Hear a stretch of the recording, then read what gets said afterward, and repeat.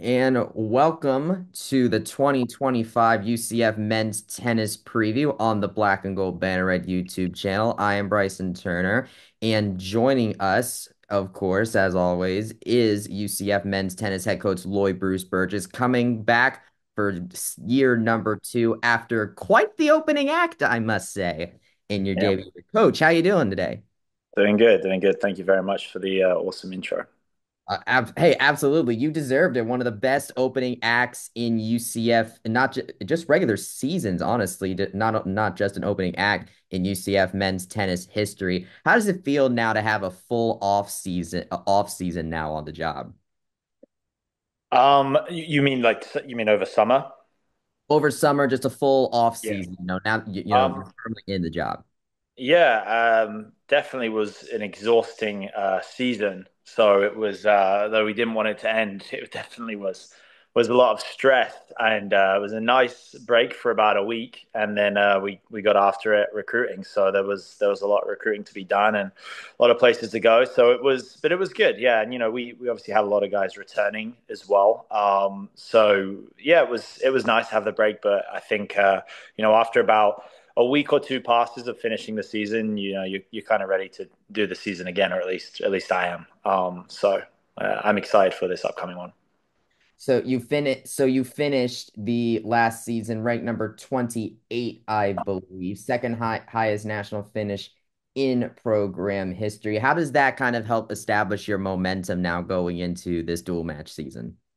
Yeah, it's helpful for sure. There's it's good things and bad things, right? Like we did have like a really great season and a lot of firsts for us and we definitely did really well. But obviously to repeat that kind of stuff is hard, and it's also easy to kind of think, oh, we made it. We did something great, and to sit back. So that goes for me and the players as well, to ensure we're not thinking that way, and to be reminded like we were all really hungry coming in. The players that were there were hungry to kind of prove something, and the same for Kareem and I coming in. And now it's about having to repeat that we obviously have established ourselves and shown that we can play and we can do this, and now we have to continue to do it, which can sometimes or often be harder.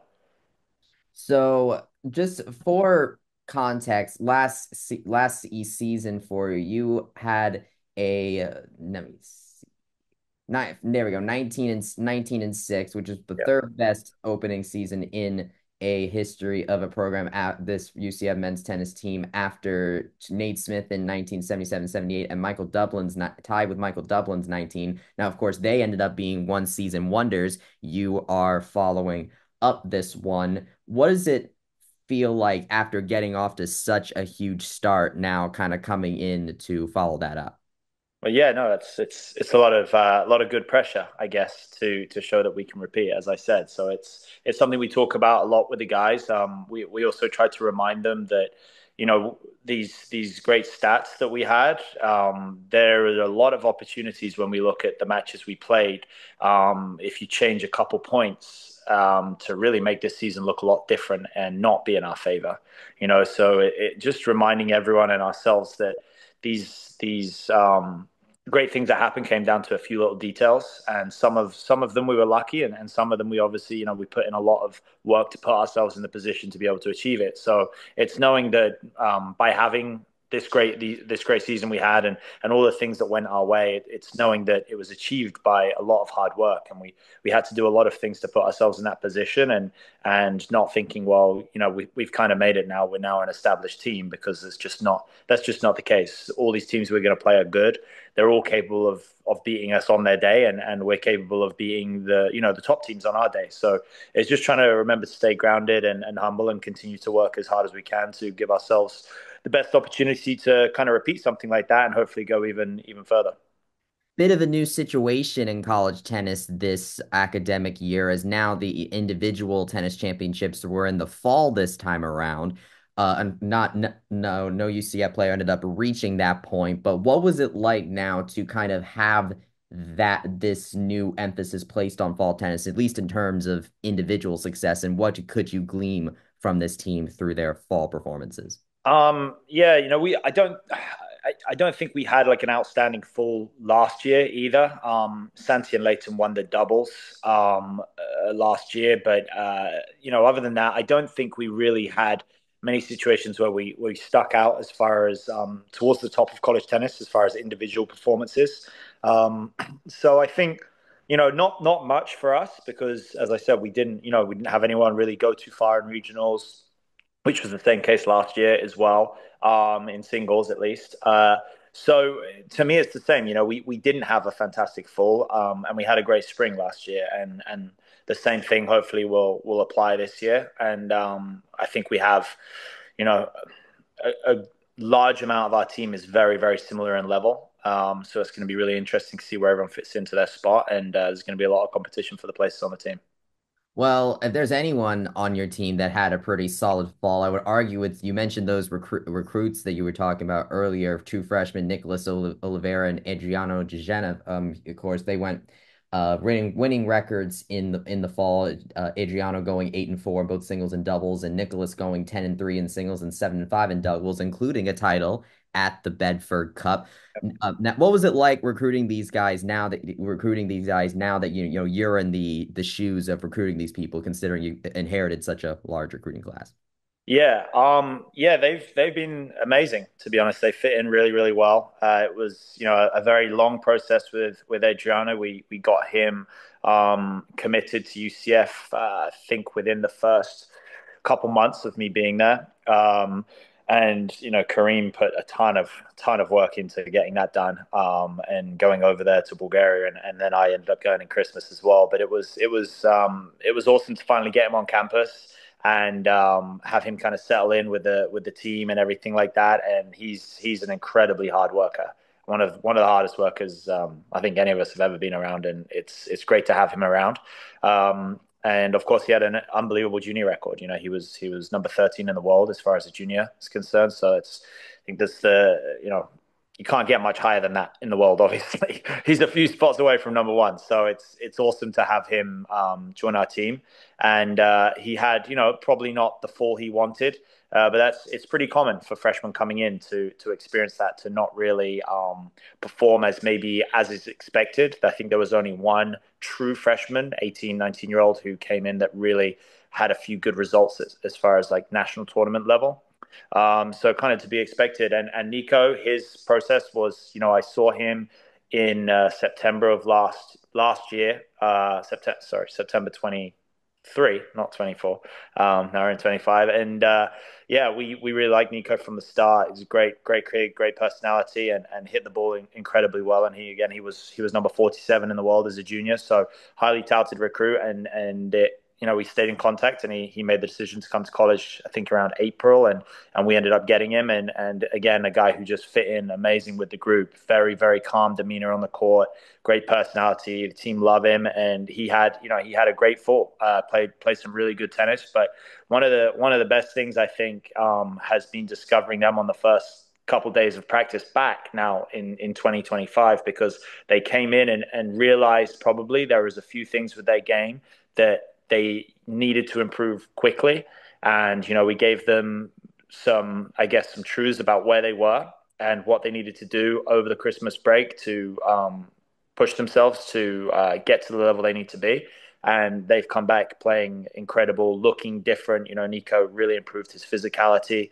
Adriana spent a lot of time on some particular shots, improving them, and they've come back looking really, really good. And I think that having that full with us was so beneficial for them to kind of see how we train, how we do things, and they've come back looking really, really good. So I'm excited about how they may fit into the team as well.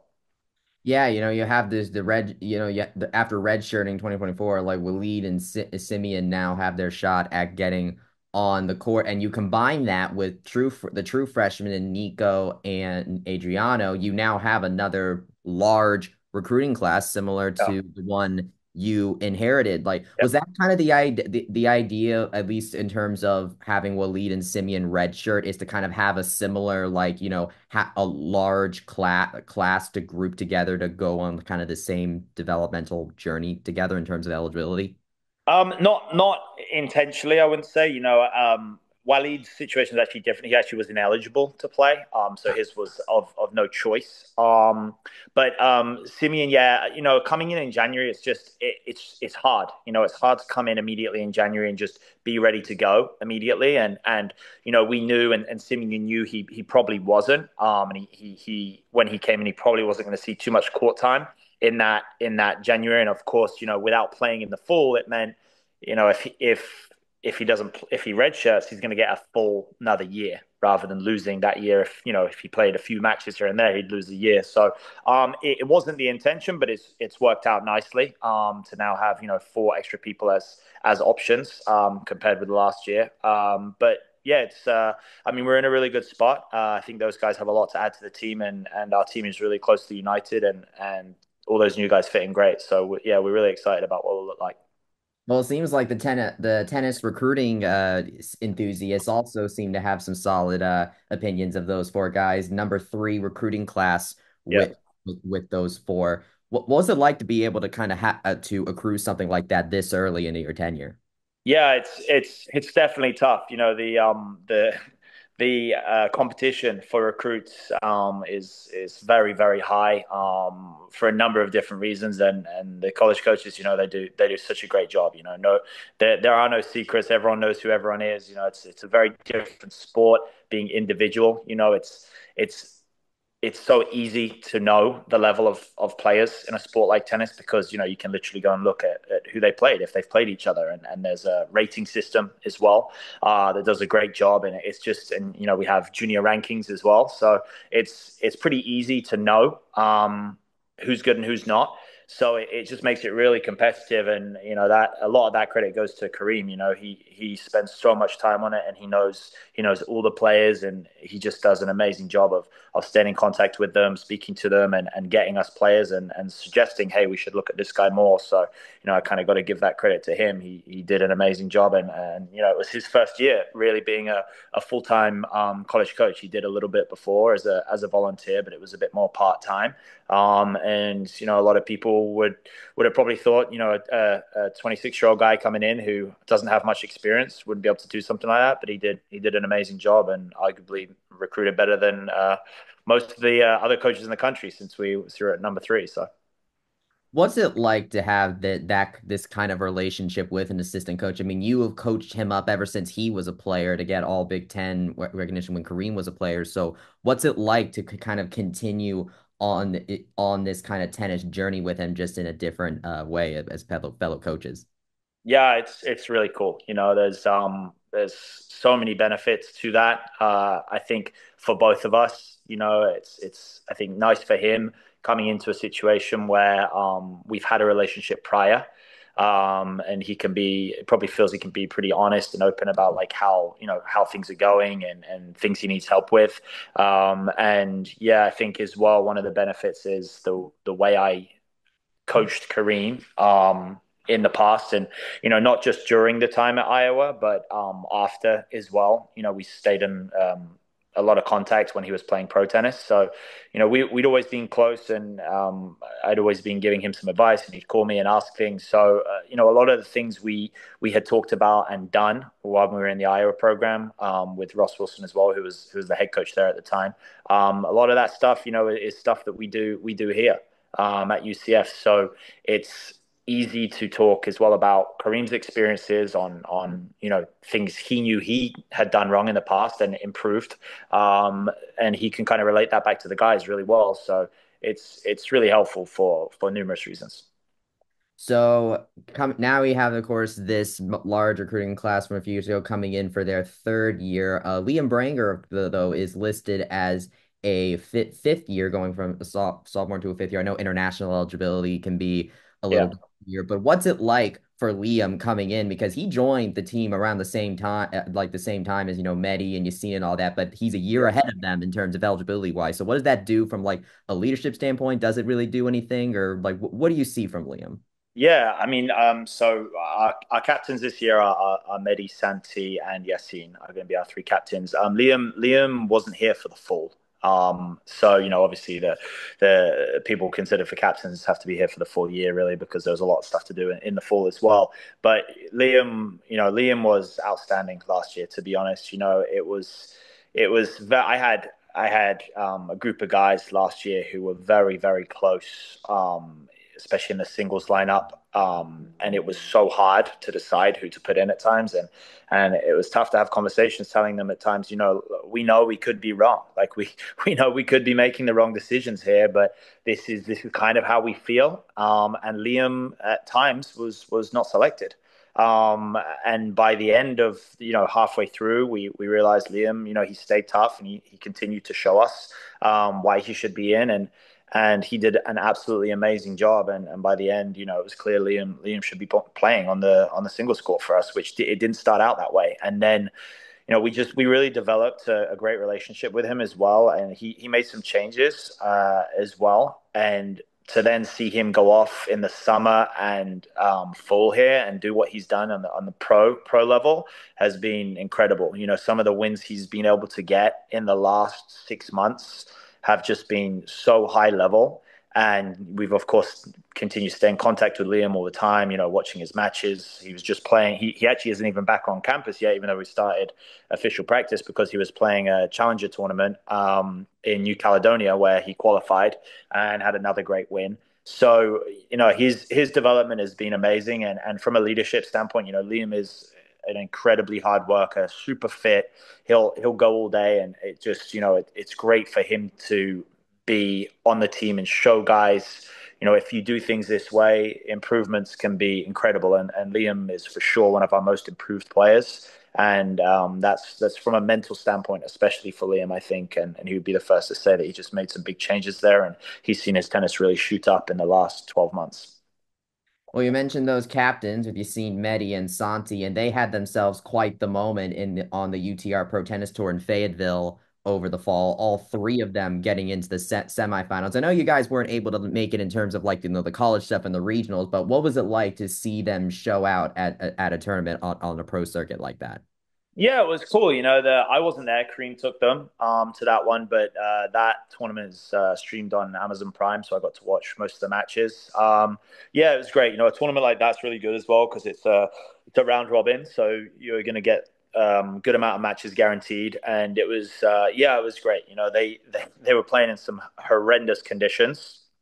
And I know they were three of the favorites for the tournament, and so it was really hard for when you're favored in matches to play in super windy, bad conditions. That obviously levels the playing field a little bit. So to see them go there and kind of gut through some tough conditions and situations which is going to affect your level of tennis, to see them still be able to come through and end up winning the tournament as Yassine did and beating Mehdi in the final and Santi being in the semi. It was great because that's what we're really looking for. These matches, they're going to come down to a few moments here and there and some toughness. And we need them to play matches like that in conditions like that to see how they fare under the most stress, and they obviously did it there, and that was a big part of what we preached last year, and it's continuing to be that for us, and it will be the pieces that end up winning us those tight matches. What did you see from them coming back for spring practice? Yeah, Mehdi has made crazy improvements in the last 18 months. So, he continues to do so much to help himself improve, and that was shown obviously last year and then this fall as well. I think we saw Mehdi have some really standout results. And they've all come back very strong. That was a big thing for all of them. Their fitness, we're big on that, and all three of those guys really put in the work that they needed to put in over Christmas break, and yeah, coming back looking really good. Now you seen last season, you put him up at court number one, went 9-6 in singles play. When you have all, because obviously these are all players that were these juniors and Liam were part of the same recruiting class coming in. So how do you go about now, kind of figuring out who's going to be at that court number one now, or what do you see from Yassine that maybe could improve to see him, in these big matches? Yeah, I mean, look, whoever plays at number one in college is going to be tough. These guys are really, really good. most, these guys are going on to play pro tennis at the highest levels. So whoever plays at one, at any school, you never really can just count on someone going out there and winning every time they step on the court at one. There's been very few people in the history of college tennis that kind of have these unbelievable records at one, and if they do, they're usually people who go on to be kind of top 50 in the world. So it's for us, we don't know where anyone's going to play at this point. We're still trying to figure that out. We've had everyone be so close this fall, as far as level, as far as their UTR ratings, their WTN ratings. Everyone is very, very close. So we just don't know who will be on court one. And Yassine obviously was last year. And yeah, it could be again this year, or maybe not. We just don't know yet. But definitely, it's very tough to win consistently at number one. It's a really hard thing to do, and Yassine had a winning record last year at one, and that's tough to do, especially when we have a Big 12 conference schedule as well. Well, someone who won in singles play quite consistently was Paul Collin. He, 11-2 in singles play last year and was almost 500 in doubles play. So, what have you seen from him throughout this off season, and what could we see from him in his junior year? Yeah, Paul was I think he is officially on UTR, which is what the college coaches use the most. He's our officially most improved player as far as that's concerned, which is a hard thing to do as far as the amount of jump he made, and certainly following his freshman year, I think he was 0-5 in singles. To have the record he had last year was amazing. And he again, like Liam, he was kind of in and out at the start of the lineup. We weren't sure, and again, amazing resilience from him to really kind of stick it out and show why he should be in, and then when we put him in, he really came through some big matches. He was up in the third set against Oklahoma State, and one of the matches we ended up losing to them 4-2 in the end, but he was up in the third at number 3, I think he was playing at that point, and he beat Louis Maxted, who's TCU number 3, who I think finished this year at like 6 in the country already. He's been playing amazing, and again, that's hard work from him. He doesn't stop. He has dreams of playing professional tennis, as most of our guys do, and he's serious about doing whatever he can to help himself get there. And again, that's been shown. It doesn't always work out. Working hard equals great results. It sometimes takes time, but Paul definitely decided to make a change, I would say, in about October of last year, and it quickly affected him, and he's reaped the rewards of that. We didn't see him in action in the fall, so what does he look like coming into this dual match season? Yeah, he'll be ready. He'll be ready. He's ready to go. Very, very fit, very strong, and he'll be ready to go. All right, and then of course also rounding out that junior class, you have Luca and Emilio. Luca didn't see any action in the spring of 20 in last spring, but he did get 6-4 in doubles play and 5-4 in singles play in the fall. And then Emilio got some time last dual match last season, saw some action in the fall. What can we expect out of those two this season? Yeah, Luca made a huge improvement this fall. He didn't get to play as much in the spring, obviously last year, but made a huge improvement on some of his technical stuff, especially, and he had a really good tournament at Bedford Cup. He's got stronger and fitter as well. So yeah, I mean, he's really impressed us as far as his work ethic and some changes he's made. Emilio, at the end of last year, he was finding himself in the doubles lineup consistently. Really a strong doubles player for us, and has continued to show that he's one of the best doubles players on our team. And singles, obviously, he played kind of in and out occasionally. Again, he'll be fighting for those spots in singles. But yeah, we like I said, we have a lot of players the same level, so it's just going to be really interesting to see who finds their spot in the singles and doubles lineups. Yeah, speaking of that doubles lineup, that kind of was your bugaboo a bit last year. So what now that you kind of have had this off season to look through that, what does doubles play look like for you guys, and how do you want to see improvement on the doubles front this time around? Yeah, we've been working on doubles from the moment I arrived. But we definitely were weak last year. Losing a player like Leighton is really tough because he's naturally a great doubles player. It definitely wasn't a lot of our guys' instincts, wasn't in their instincts. Especially the countries they grew up in. playing on slower surfaces. It's not always something they naturally play, or their game styles end up helping. But we've put a lot of work into it. I'm hopeful that we've made a significant improvement. I think, although losing Leighton, who definitely I think he was our best doubles player, although losing him, I think everyone's level has gone up significantly, and everyone understands it better, understands what they need to do better. I think, we as coaches have improved a lot on it as well. We've spent a lot of time trying to improve it and help the guys. So, it really falls on us to put the time in there to help them get better. And yeah, I mean, it's not an area where we're the best team, that's for sure. These guys on our team, they grew up in places that it's just not something they do all the time. But I believe we can correct last year's doubles and end up giving ourselves a lot better opportunities to win matches, because what we did last year with losing as many doubles points as we did, and still winning as many matches as we did, was very stressful, and was really hard to do. To beat teams in four singles matches, especially the level of teams we did beat, it's exceptionally hard to do, and we just can't keep counting on that. So I hope to see some improvement. Yeah. Yeah, you talk about losing Leighton, major force of senior leadership. So what is it like coming into this now, where now you have a trio of team captains, as opposed to Leighton kind of centralizing that Yeah. leadership? Yeah, I don't know. It'll be different. So far it's been really good.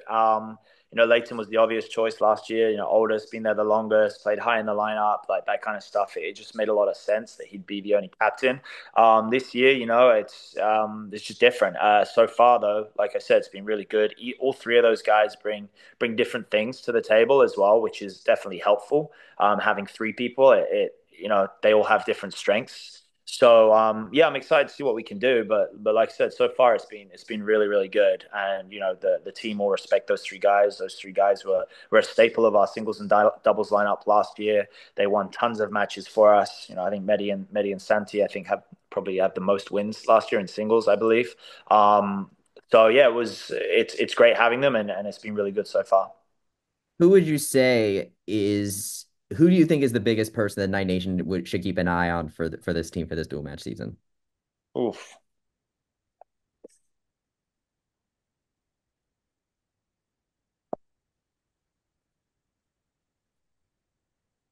I don't know. I don't know. I don't want to say.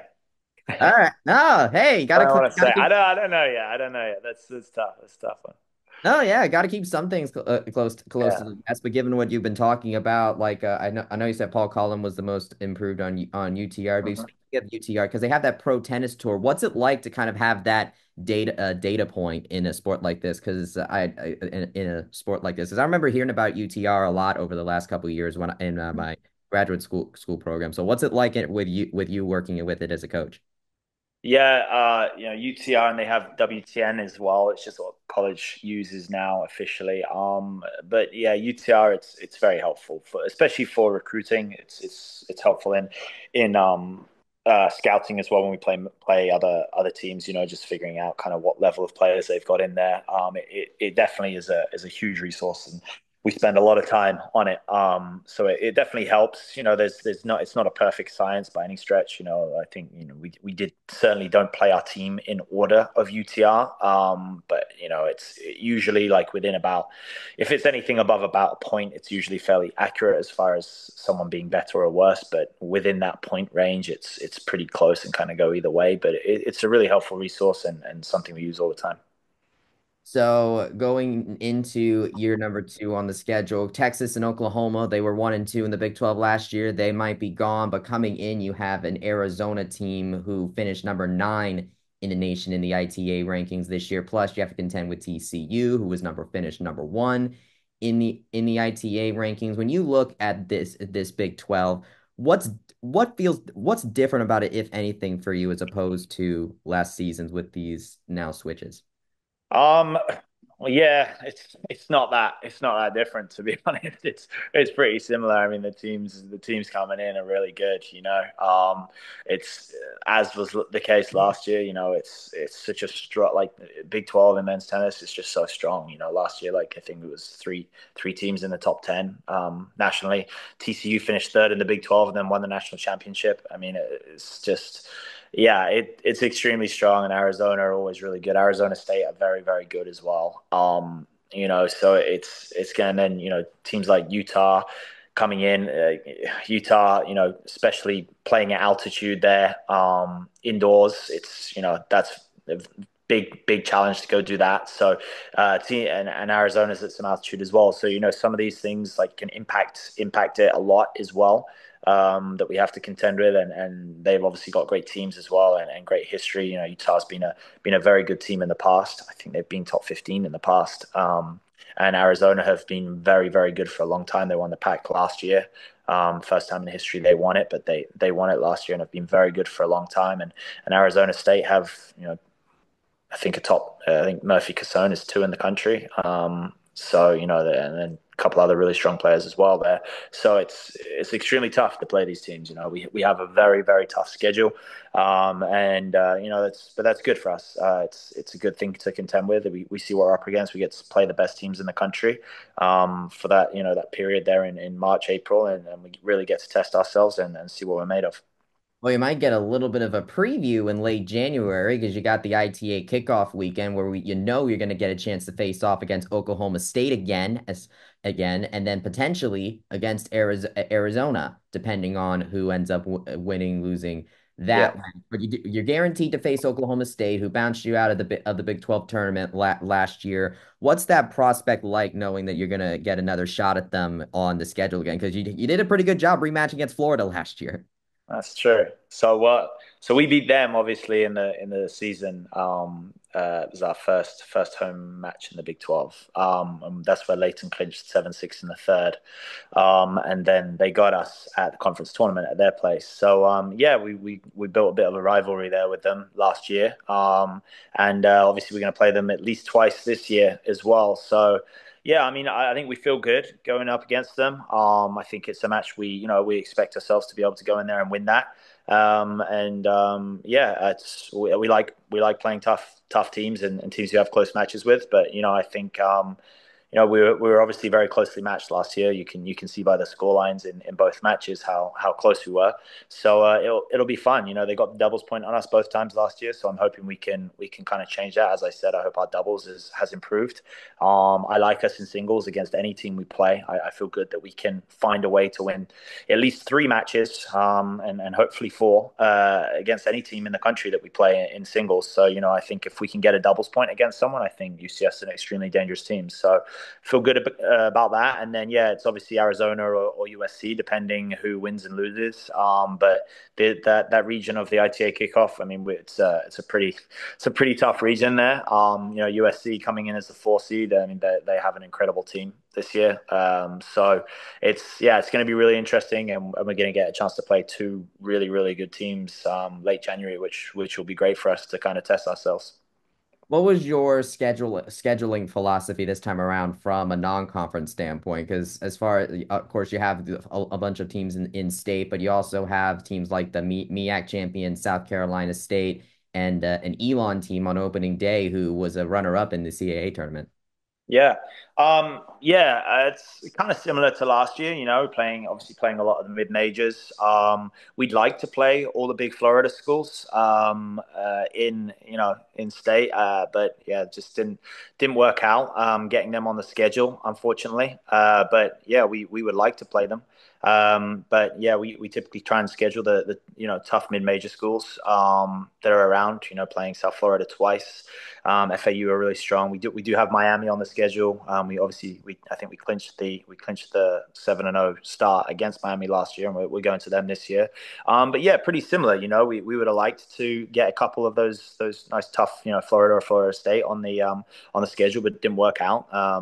But yeah, I mean, same kind of thing. We're just trying to play the tough mid-major schools, as much as we can, and play the ITA kickoff where we get a chance at two really tough teams there, and then roll into conference schedule, which is obviously extremely challenging. You also have four double headers on the We schedule. might have five. Do we have four, or is it five? January It doesn't. 11th, January 11th with Louisiana and Elon, January 17th, FGCU Southern Miss, February 21st with Stetson and Troy, February 23rd with South Carolina UB. Oh, there's the other one, March 7th with UNC, Wilmington, and Coastal Carolina. Yeah, a lot of double headers. Yeah, so like what was the philosophy with with that sort of thing? Because I feel like that I don't know if that's it's just me, but it feels like that's a bit of an increase from previous A seasons. lot. It's a lot. Yeah, it's a lot.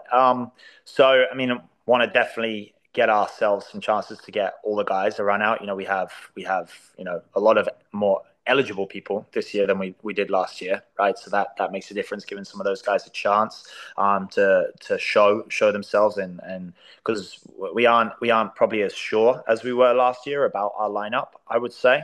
We kind of had a bit of a better idea last year, especially with probably seven of those guys.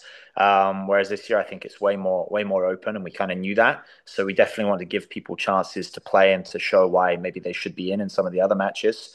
And then just to be honest with you, the Big 12 schedule is extremely tough, and there's no reason why we can't lose every match in the Big 12. So we want to give ourselves a chance to win as many matches as possible, having those double headers, and on those double headers we expect to win both times we play.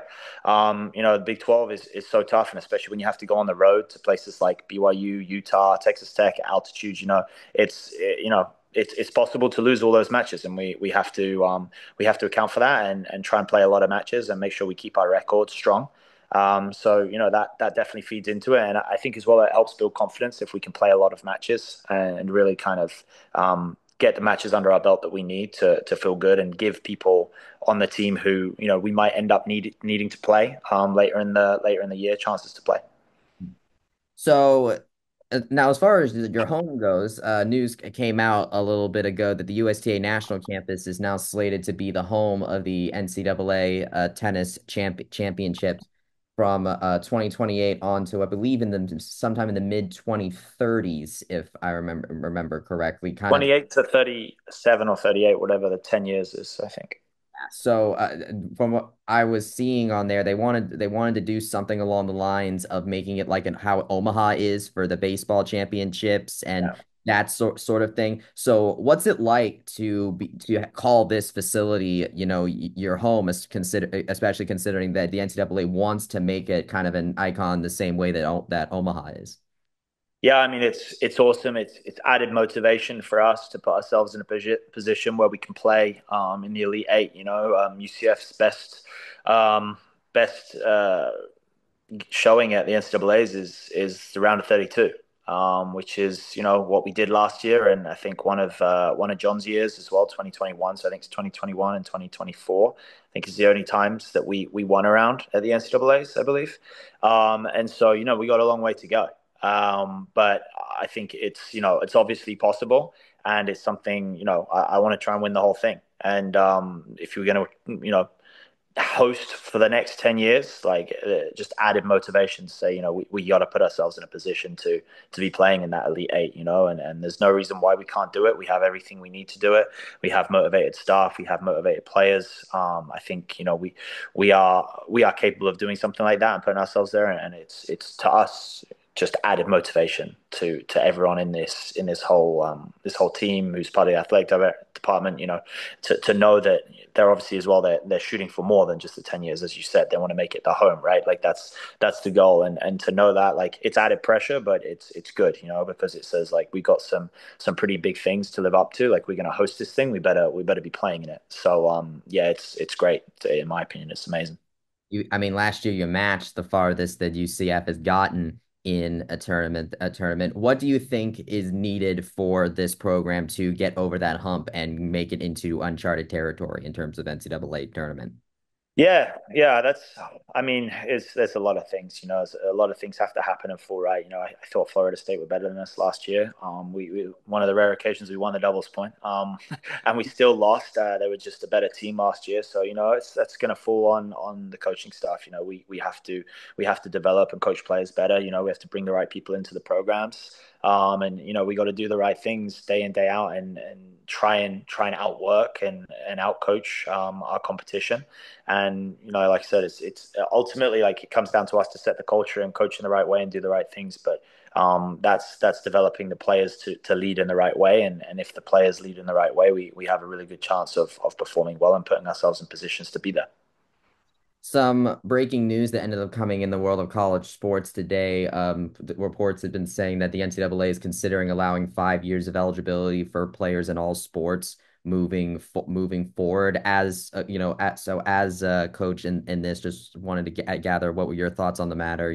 Obviously this is new, so new stuff, but just what are your thoughts on that potentiality?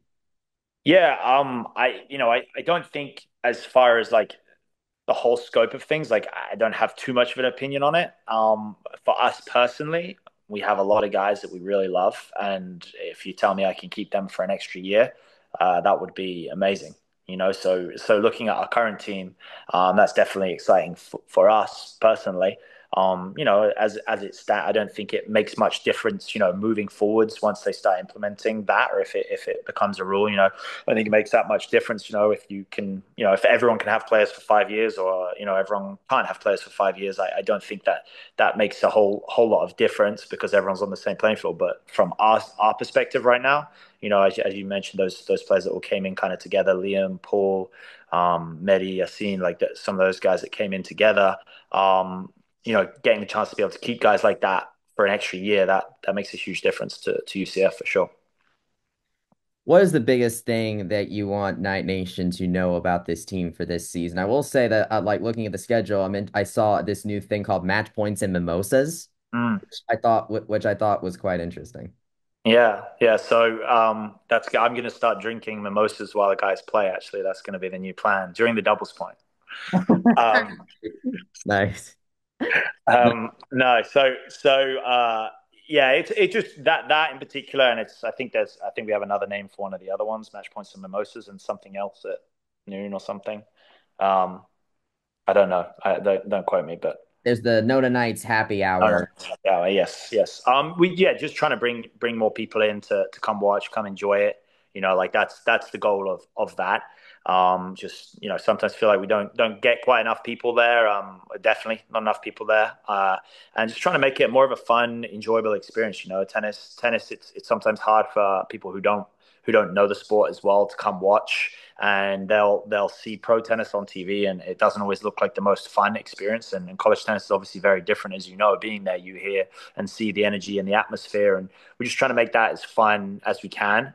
Trying to get some more people who play at the USTA to come and watch as well. Like we are at the biggest tennis facility in the world that has thousands and thousands of tennis players walking through that facility weekly, and for whatever reason, we don't tend to get that many guys or girls coming over and watching, and bringing their kids over. So I think we're really just trying to make it a bit more of a fun experience and interactive for them to come see. This is the highest level of tennis that they can watch in their area. And we know that a lot of those people go and watch tennis at the pro level, and pay a lot of money for it. So it's just trying to make it more fun for some people, and want to stick around. And I think once they get to watch it, as probably you experienced as well, like it's a really fun atmosphere when you're there, and the guys and the girls team do amazing job of keeping it fun. But as far as our team, we're going to do the same stuff we did last year. Obviously you mentioned that it was a really great season, especially to start out, and we're not going to make changes to that. We're going to keep doing the same things. We're going to be loud. We're going to be energetic. We're going to fight really hard for UCF and for each other, and I think we showed that every time we stepped on the court last year, and we're going to continue to show that. And sometimes that means we have unbelievable seasons, and sometimes that means we don't always have unbelievable seasons. But I think we're willing to do that regardless of whether we have a 7-0 start or an 0-7 start. We're going to do the same thing, and that's not going to change. And I think that's as well what makes us so fun to watch is you can feel the passion and the energy and the fight from us on the court, and that's kind of my coaching style, and I don't want that to ever leave. So we're going to continue to be that kind of team. Well, it certainly does help that the USDA has also pledged to add some new additions to the collegiate center, like the permanent shade structure over the viewing areas and the new indoor courts as well with the new agreement. Yeah, yeah, for sure.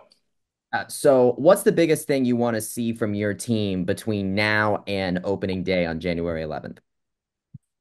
Yeah, well, yeah, we're putting a lot of work into our doubles. We're still trying to figure out our doubles lineup, for sure. So we also have it because of the matches we play.